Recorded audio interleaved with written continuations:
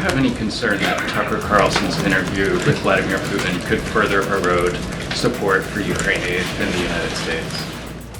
We're convinced that there is strong bipartisan support on Capitol Hill for supporting Ukraine.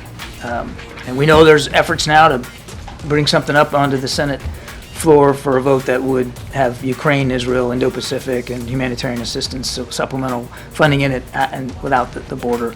We'll let senators work that out. The president believes that support for Ukraine is critical, particularly right now, as Russia continues to try to hit their defense industrial base, continue to hit their units on that battlefront from east to south.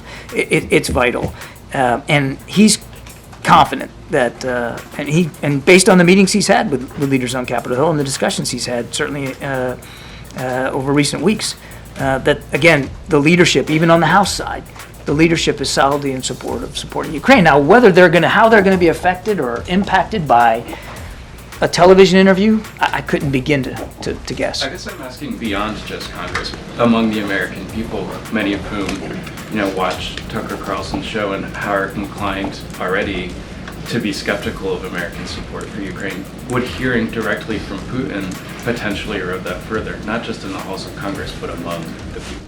The American people know well who's at fault here, and I think they know that there was no grounds whatsoever for the invasion on February 22nd, 2 years ago.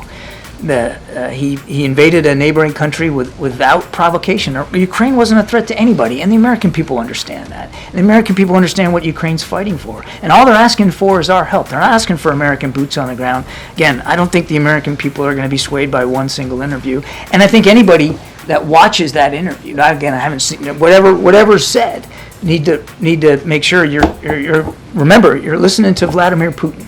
And you shouldn't take at face value anything he has to say.